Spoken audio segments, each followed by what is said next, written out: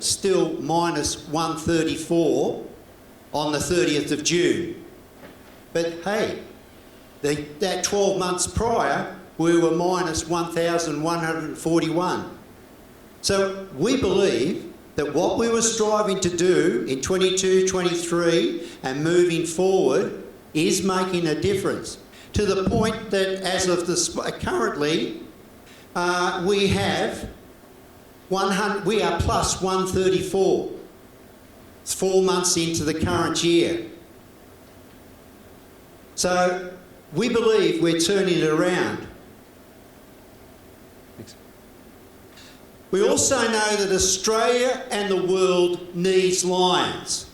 More kindness now. We're coming out of this COVID stuff still. And isn't there, it's been very interesting, what's been promoted very strongly is around words like kindness and respect. Now that's nothing new to us in Lions. We pride ourselves very much on being, doing acts of kindness and showing respect for our fellow human beings and working strongly in our communities. So that's nothing new for us. So our big audacious mission is that by 2030, will strive to have 30,000 lions across this great nation of ours. And by 2050, looking at 50,000. Now, I don't know about a lot of you, but 2030 is not too bad. I can sort of see that. 2050, I hope to be still sitting in the wheelchair, proudly a lion and saying, yay, we made it. But how much I was involved in that. But at the moment, I would like, working with our Council of Governors over the coming years, we really strongly want to work towards this 30,000. And then we start to get a true representation of the communities that we serve, and particularly Australia. Yeah? And of course, one of the things in all of that is to strive for 10 million people being served on an annual basis. Now, how do we know that? We'll know that through our wonderful club secretaries or club administration officers reporting all the wonderful service that our Lions and our Leos are doing in their communities. So that reporting process, while sometimes can be a bit onerous, is very important for us to measure our success. And I believe very strongly we can do it. So where are we right now? At the moment, we've got 19 districts. By the end of next month, we'll be down to 18. Why? Because W1, the northern part of Western Australia, and W2 are going to join together. W1 has been very strongly affected by declining in population in their towns, and especially when they started to move, the big mining companies moved to that fly-in, fly-out. We lost a lot of Lions clubs and lost that service to the communities. So there's been a great deal of work going on over in Western Australia.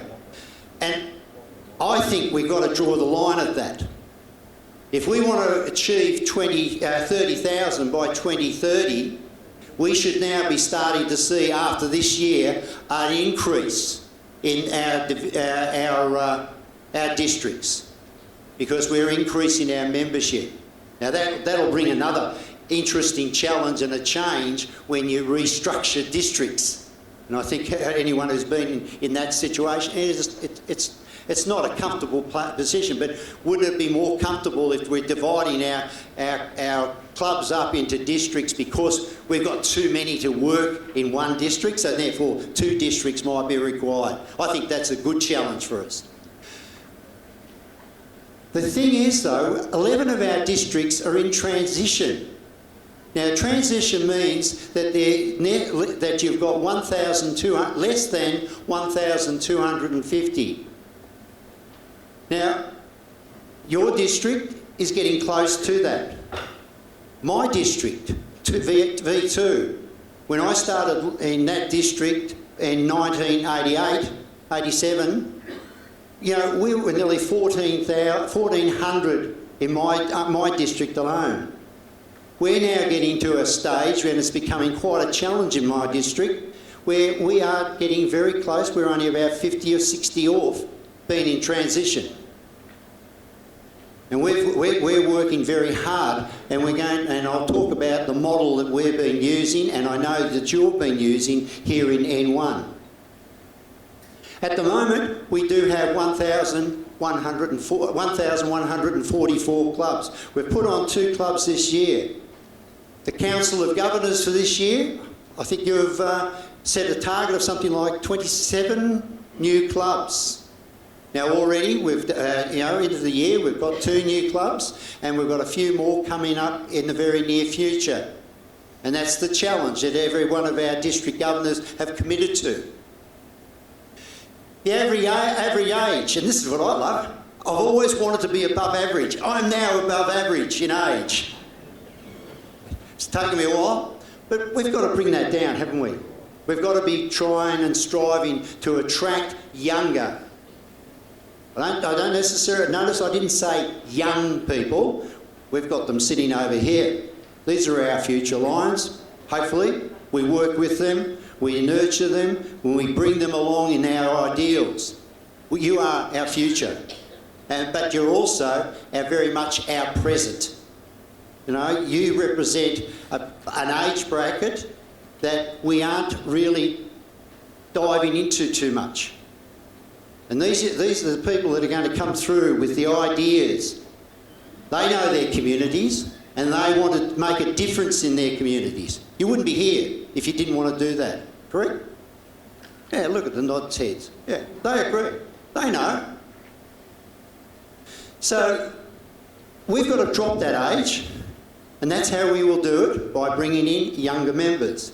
And we've got to stop this negative growth that we've experienced in the last 14 years. It is roughly 14 years since the multiple district of 201 actually ended a year in positive growth. Now, we can't totally blame this on COVID, can we? But COVID has certainly, in some ways, has really set a cat amongst the pigeons, not just with Lions. You talk to any of the volunteer organisations, Rotary are struggling. We've got a town in our district where, unfortunately, we're going to drop 10 Lions next month. They're not disillusioned with Lions, they're not dissatisfied, they've got nothing happening within their town or within their club. There's no dissatisfaction there. It's just simply, there's a group of them that have been really working hard to keep the club going for the last 5 or 6 years, taking on all the key roles, and they just want to step back.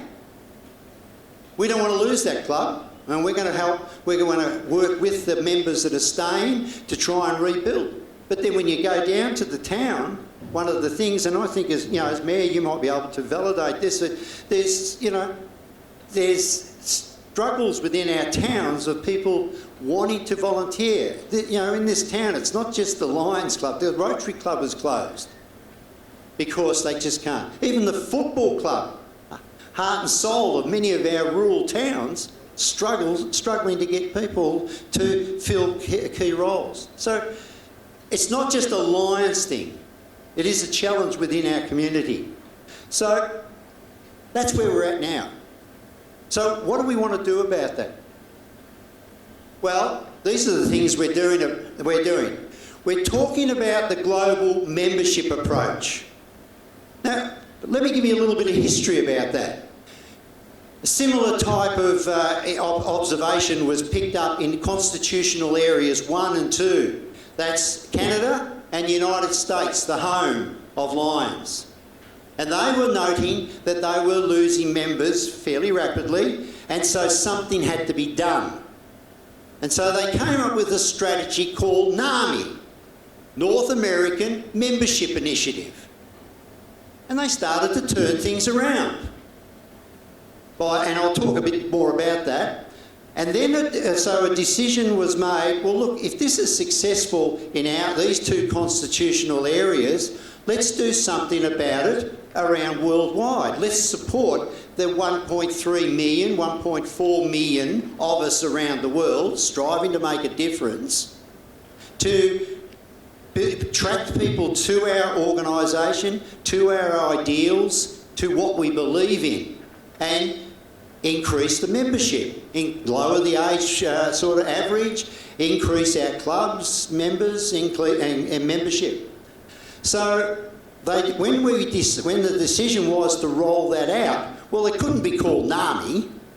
It had to, because it was going to become a worldwide. So this concept of global was put into it, and it's been called the Global Membership Approach. Now, I'm not here to bang on everyone on the head saying membership, membership, membership. It's part of it. There's a bigger picture, and that's what I'd like to present this morning. The other thing that we believe that we wanted to do was our districts needed a vision. Where we wanted to be, and we talked about in 5 years' time, 3 years or 5 years' time. So we needed to come up with a strategy in order to do that. So we talked about doing a SWOT analysis in our districts. So some of you have probably been involved in that. So we spent some time using the key people. Generally it was the cabinet members and those that that sort of wanted to become a little involved, and you looked at what are the strengths of the district, what are the weaknesses, what are the opportunities, and what are the threats.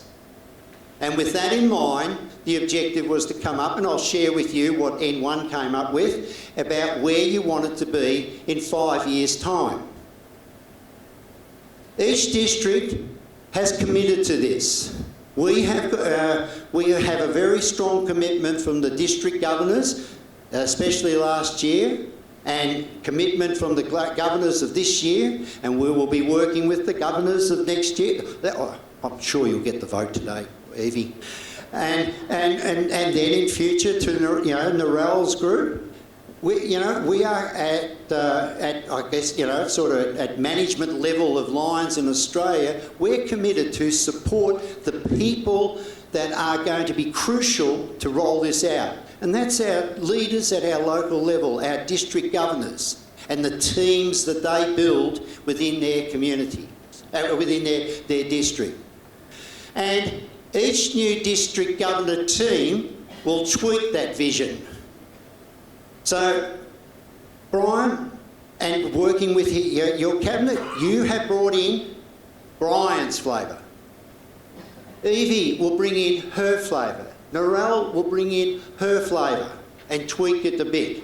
So it's not set in concrete that what was decided by Rosalie last year, and it was her Council of Governors that really took this on, correct, Rosalie?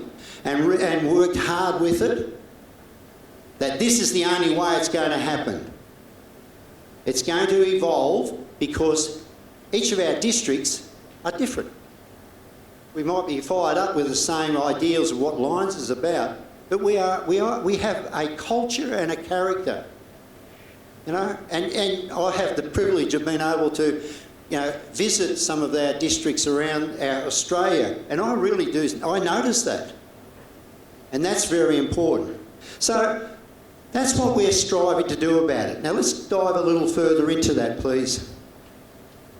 So you're going to hear you've heard these terms, and let's not get caught up in BAM, GMA and GATT.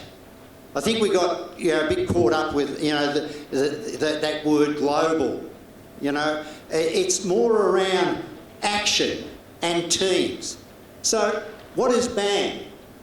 BAM, that's the mission. That's what we want to do. 30,000 by 2030, 50,000 by 2050. That is the mission that's out there. And that will be put forward to every Council of Governors as we move forward. And I'll talk a little later that there is also a global, our leaders at St Charles have been watching what we've been doing here in Australia. And we'll talk about a mission that Lions Australia, Lions International are going to be working towards. Secondly, what's this GMA? Now, I gave you a little bit of a history, and it's all about, it is about, actioning around membership, and we'll talk about other elements of that as we move forward. But this is the main tool that we'll use to achieve the mission. And there's a lot of resources available to support us. Your GAT team, have we got our GAT, our action team coordinators here, membership, service and leadership? And of course, you're it, you're the chief. Not sure if everyone realises it, but the district governor is the main coordinator of the action team, and in each club, the president is. The president is the person who is responsible for the actions in their club around membership, service and leadership. And then what we have, please, thank you, what we then have is GAT. Again, we got all caught up on this G part of it, but what really is important there is it's about actioning and it's working in teams.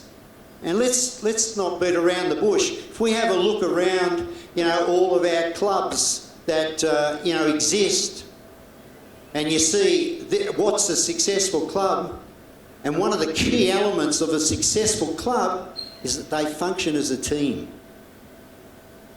And that, please, Bob, that'd be the essence of anything around municipalities, isn't it? If it's not team working, just doesn't work. Now, for some of us, I think maybe most of us in the room, doesn't this resonate with MERL? Membership, extension, retention, leadership. This is what this is about.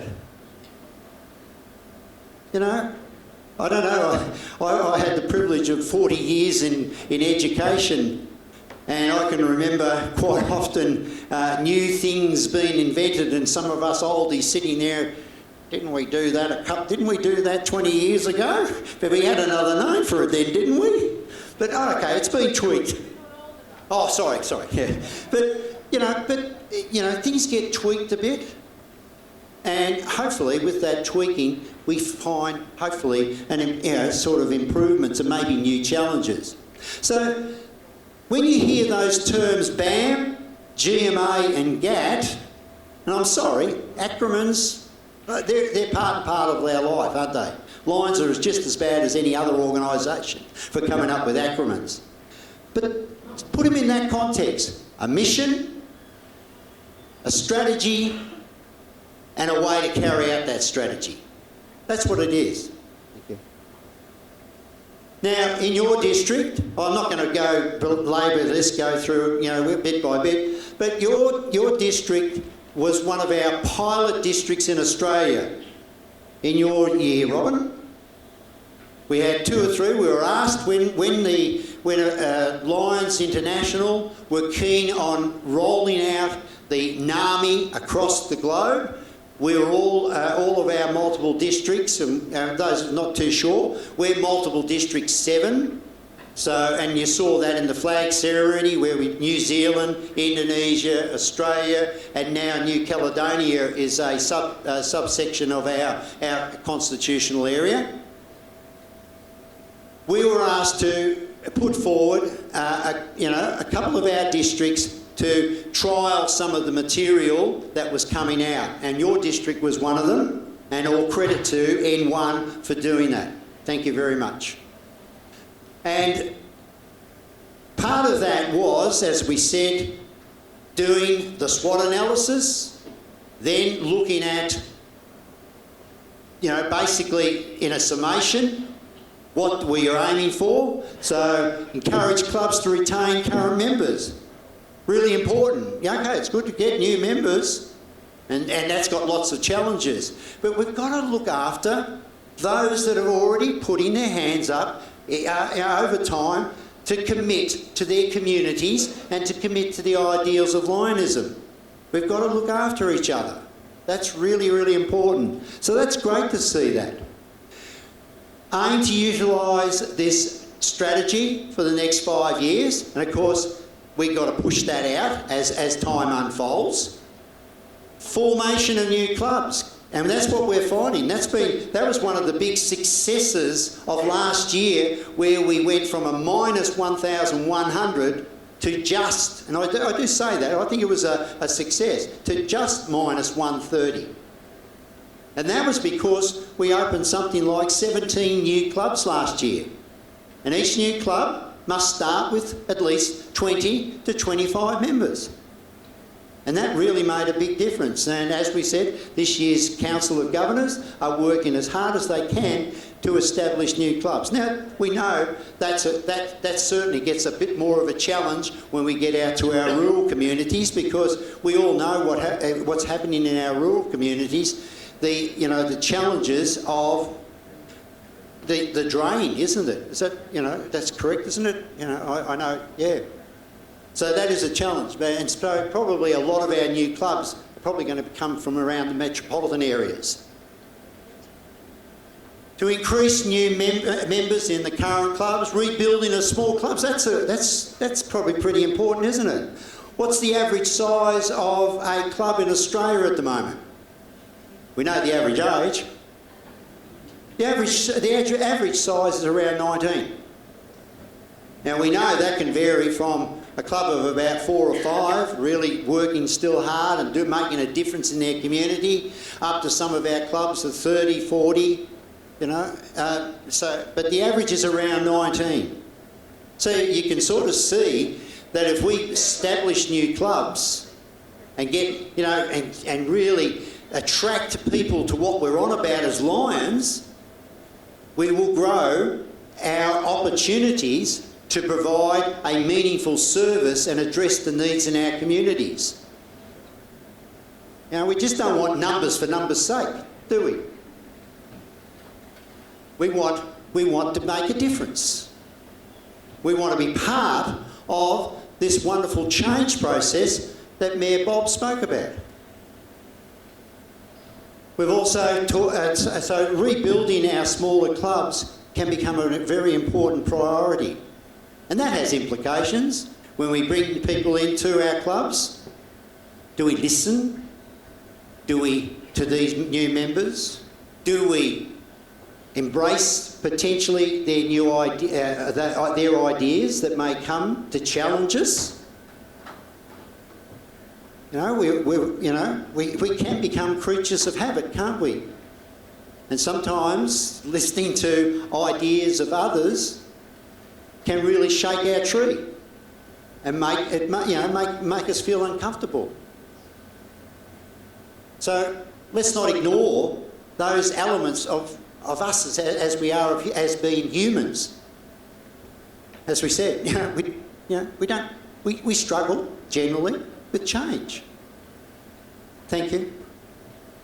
You've also talked about promoting succession planning. I'm going to talk a little bit more about that because that's my area of love around leadership.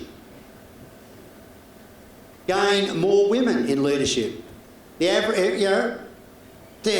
we talk about representing our communities, 50%, roughly 50% male, 50% female.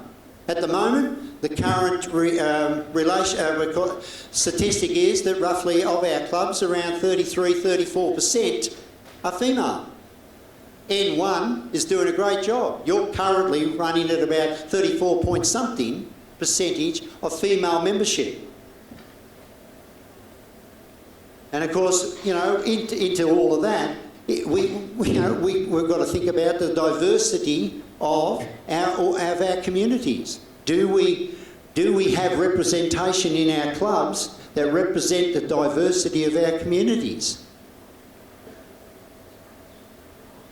And of course, if you do talk about representing diversity, do we then maintain that membership by listening to what the information and the ideas they bring into that club? increase attendance at club development days and increased attendance at the District Governor Advisory Committee. That, and we'll talk a little bit more about that as we move along. You know, ours, many of us might refer to that as the zone. Yeah, well, I'm open to questions, but I thought I might have my first question coming. We are open to, you know, we probably know about our zone meetings. Now we've changed the language a little bit there. We talk these days about them being the District Governor's Advisory Committee. Our zonies are that important conduit between our clubs and the cabinet that have been charged with the responsibility of ensuring things happen in the district. So that's so. Thank you. I think any more? Okay, stop there, thanks. So that's where N1 is looking as you move forward. And as I indicated, successive district cabinets, they will be tweaking that as we move forward. So where is the emphasis then? Thank you. New clubs. So we need to increase our footprint and bring new members in. That's how we're going to make a difference in our communities. Now, we've got strategies around that. We may have in our community a club that's been in that community making a brilliant difference, you know, in that community for many, many, many years, and may not be in a position to want to change too much, still like what they're doing. We talk these days around club branches. There may be some other members within a community that just might find it a bit more of a struggle to be part of the established Lions Club that might be in that community. But we can still embrace people through a concept of a club branch. And you only need 5 dedicated members to start a club branch. And they're linked with the club that may be within that community, but there's an opportunity for working together and growing and making sure that Lions is still present within that community. Thank you. We need new members, but as I said earlier, retention is really important. That's what has really been hitting us a lot lately. It's the quality of our members that we've been losing out the back door for many reasons. You know, a lot of people say, you know, people don't stay because we've got to pay, we pay fees each year. It's interesting when we do surveys across the multiple district, that ranks way down low as a reason for leaving Lions. Why do people leave Lions? Poor meetings, poor leadership. I'm not listened to. I have to sit back and wait until I'm given permission to turn the sausages this way rather than that way.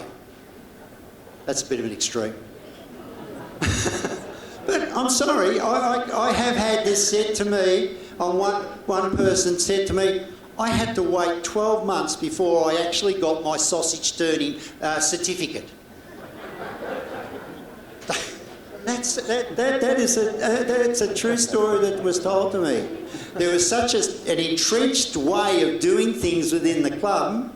The new member really had difficulties breaking in to that club and being listened to. I don't know, you know, whether they're still part of us or not. I hope they are.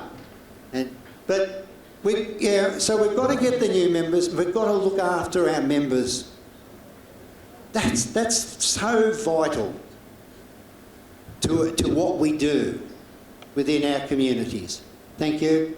And we talk about diversity of membership. I gave you some statistics about you know, the relationship between male and females within our clubs.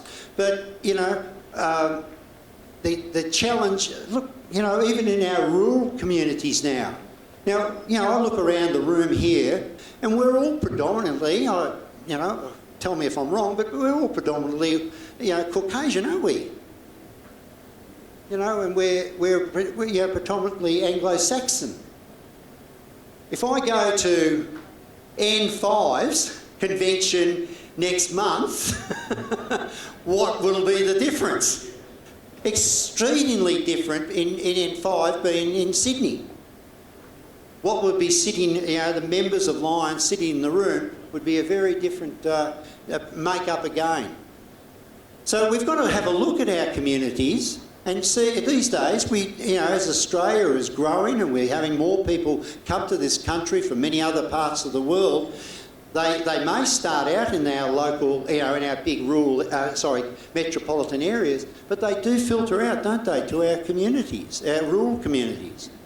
So how do we, I mean, that's a challenge in my club, in Colac. We now have a very strong presence of Sudanese, and because of the meatworks, we have a strong presence of Chinese. And soon, because the company that owns this meatworks is from South America, we've been led to believe that there will be some members from South America being brought across to work in this environment. None of them are in my club. What do we do? Yeah, not yet, hope. But, you know, that's a challenge in my club of reaching out so that we represent the diversity of Colac. Thank you. So where is the emphasis? Just flick that one. Service projects, great big audacious service projects. Remember, why were we founded? And what is our motto? We serve. Not we fundraise, we serve. And I'm not putting down fundraising, it's essential. For the many of the things that we do within our communities, we need those finances. Look at the differences. Now, I had the pleasure of being, I don't know if John's in the room this morning, is he? Good. John took us around Glen Innes yesterday when he picked my wife Anne and I up, and his chest was out here. Luckily, there was a steering wheel to stop it going through the front window. Because what he wanted to do was he took us to all the little things that were happening here in Glen Innes, where Lions, the two clubs here in of Glen Innes, were making a difference. And I was really rapt when he said, we paid for those lights to ensure the safety of the children crossing this main road. Never thought of that. But that needed fundraising, didn't it, to do that, John? But what a brilliant service. What a brilliant service. Thank you. So service projects. Leadership and succession planning, I'll talk a little bit more about that. And next one, please. And we talk about technology. Don't we love it? But we can't live without it, you know? I mean, you know, this thing is my heart-lung machine. I can't, you know, and we just can't escape technology. and it's come more and more into our play and how we do things. Thank you. How are we going for time, Anne? Anne's my timekeeper. Yep, I've got, okay. Never get between Lions and their food, I was told. Never get there. So basically, what's this global membership or this membership approach? It's rejuvenate the districts with new clubs, revitalise clubs with new members, remotivate members with new fellowships and exciting service, because people will then want to come and be part of us if we've got exciting service. And finally, provide training and support for our Lions leaders. Remember I said one of the key survey results was, why did we leave? Poor leadership. I wasn't listened to. Meetings were boring. That's all leadership stuff. Thank you. So what we're talking about very strongly these days is this concept of leadership pathways. We have not, I really strongly believe we've dropped the ball in some ways with this. And we've got to, and it's my responsibility, I've been given that responsibility of the leadership development across the multiple district. I talk with each district about identifying leaders, the potential leaders. How do they do that? That's why one of the great things around the shared visitation. As Evie and Narelle are coming through by getting out into the district and meeting people, they identify the future leaders of the district. Now that's good, that's well and good. But what's also important is that you give them the training and the opportunities to develop their competencies and their skills and their knowledge around leadership, so they do become good, solid leaders. So what we've asked districts to do is to, and the other key people in all of that, of course, are our zone chairpersons. They're our leaders. In some ways, in the last couple of years, I think they've been forgotten.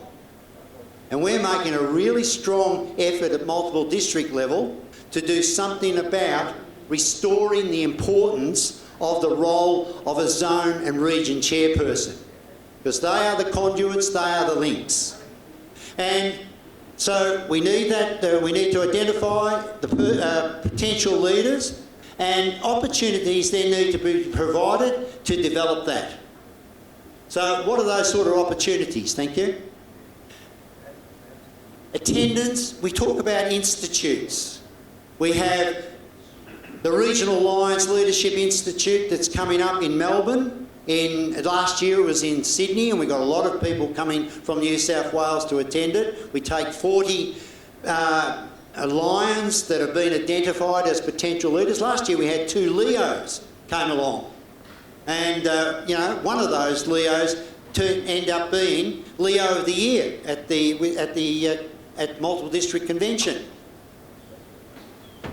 I don't know about you, but she's a district governor in the making, don't you reckon? And I know I got the nods because she comes from N3. And you've got both those young ladies, those young Leos on your cabinet, haven't you? Both on district cabinet. So we've also got from Lions, our multiple district runs the regional Lions. We run it each year. Next year it'll be in Melbourne. The year after, Sava, it's going to be up in Brisbane. So I expect lots of Brisbanians to be part of it. Good on you. But there's also the Advanced Lions Leadership Institute. This year is going to be the last of them. Why? Because Lions Clubs International have decided that they now want to put their focus on supporting the second vice district governors. And there's been a lot of work done in recent times, like for the first time this year in our multiple district, we actually brought the 19 second vice district governors together at the end of July, right at the beginning of their pathway to becoming district governor, and talked about what it means to lead a district. And I hope, Narelle, that was worthwhile. Yes, it was very You'll vouch for that? Yes, I do. And now we're noticing at international level, they're now wanting to focus on it. We're already a step ahead of them here in Australia. Lions Learning Centre. Every one of us in this room has access to high quality training opportunities on the Lions Learning Centre. And they are world-class opportunities about many aspects of being part of Lions clubs. Avail yourselves of that, please.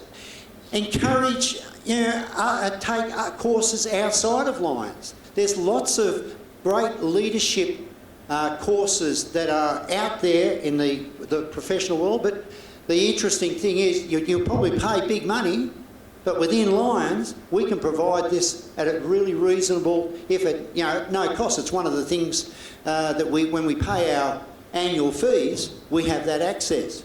We encourage and identify skill sets from your work and professional background. There's lots of people, I'm sure, in this room that may not be Faculty Development Institute trained or Lions certified, instructor program trained, but come from really strong adult teaching and learning backgrounds that can become really important when you do your club development days. Thank you.